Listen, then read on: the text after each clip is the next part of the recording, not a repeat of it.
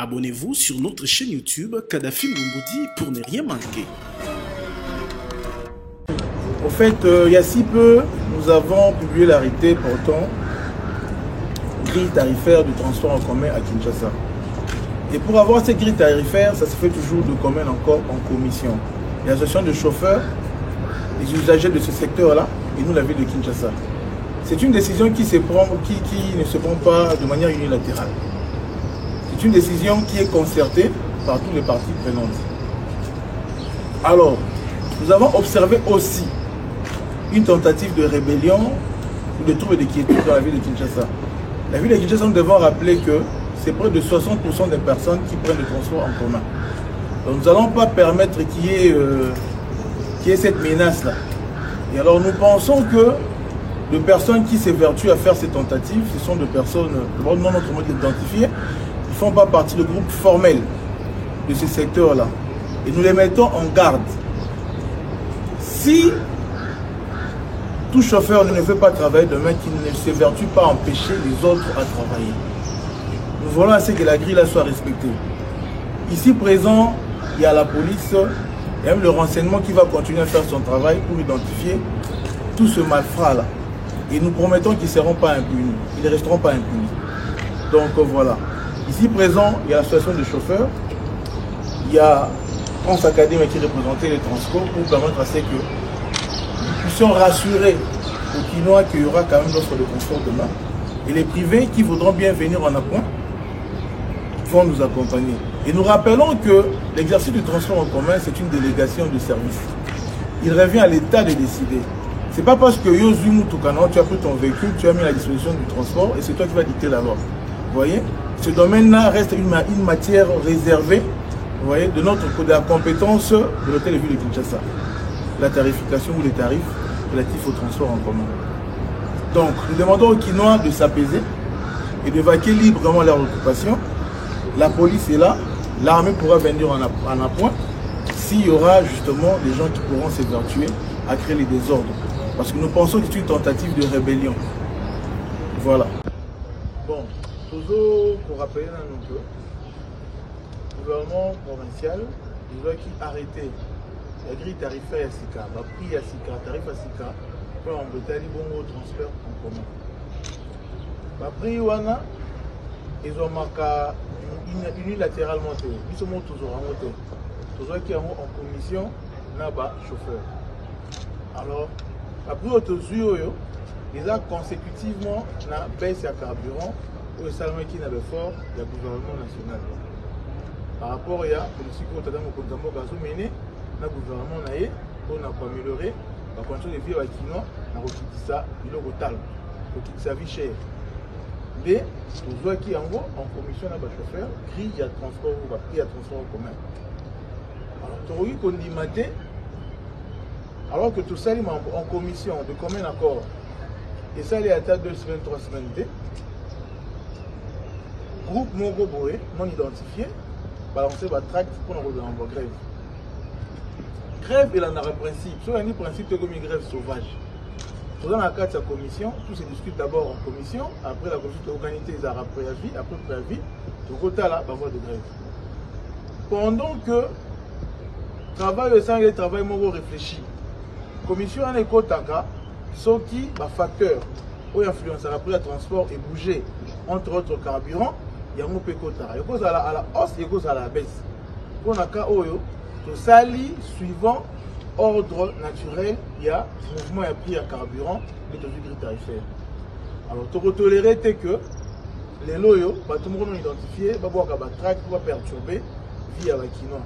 Kinshasa est dépendant de la Makasi na maillon oyo et les bons transport en commun. Tous dans la liberté.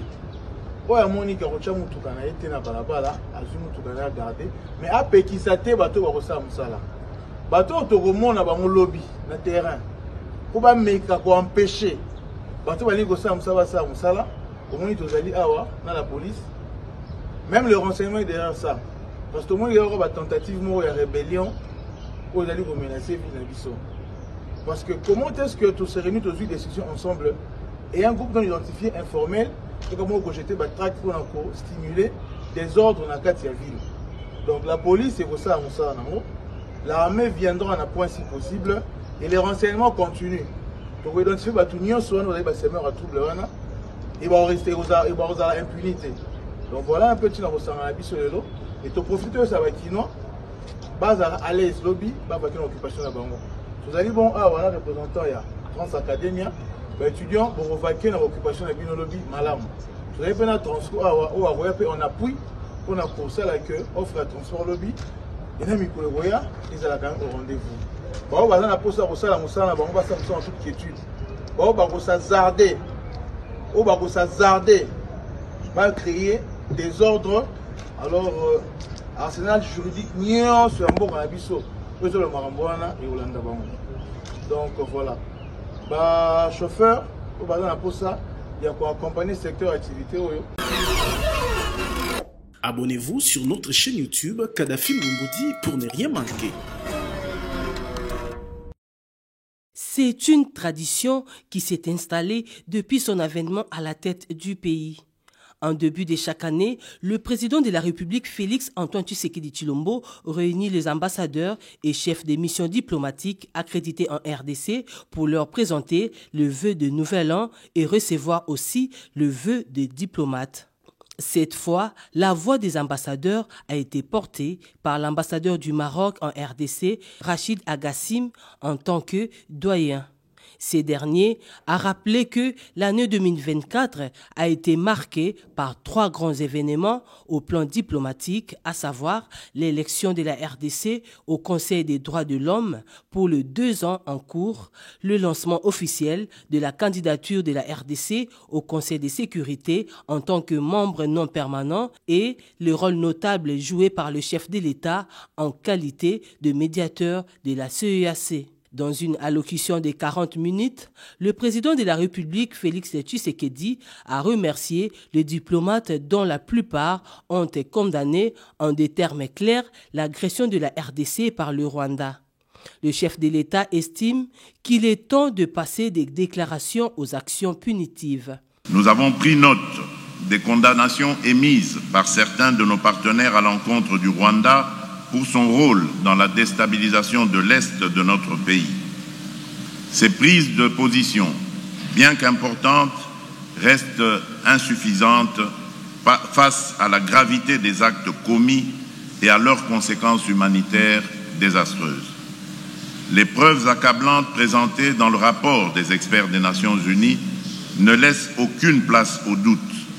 Des sanctions concrètes et immédiates doivent être adoptées pour mettre fin à cette agression et prévenir une escalade régionale. Mais ces engagements ne suffisent pas. Nous attendons de la communauté internationale bien plus qu'un discours de solidarité.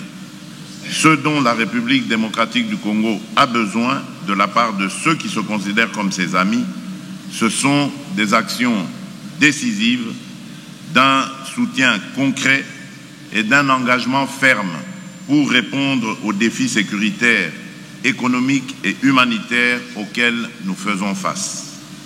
La République démocratique du Congo ne demande pas de l'aide. Elle exige une solidarité juste et équitable, fondée sur le respect de sa souveraineté, de son intégrité territoriale et de ses droits fondamentaux. Ce soutien n'est pas une faveur. C'est une responsabilité collective dans la préservation de la paix et de la sécurité internationale. La communauté internationale doit maintenant transformer ces déclarations en actions tangibles et dissuasives. Des sanctions ciblées contre le Rwanda, ses responsables militaires et politiques impliqués dans ces exactions, ainsi que leurs réseaux financiers sont impératives. Par ailleurs, le président de la République a été très clair à l'endroit de ceux qui espèrent encore à une rencontre avec le terroriste du M23. Mais permettez-moi d'être parfaitement clair.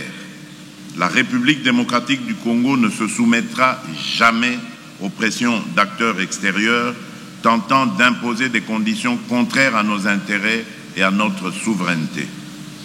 Nous ne cesserons de réaffirmer notre position.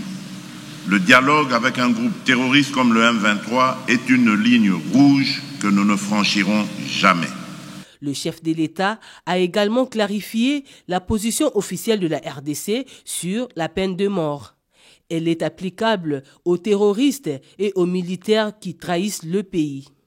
Le président Tshisekedi a terminé son discours en exhortant chacun des diplomates d'être des ambassadeurs de la République démocratique du Congo auprès de leurs gouvernements et institutions respectifs et de porter avec fierté le message d'un pays en plein dynamisme, ouvert au monde et déterminé à bâtir un avenir prospère.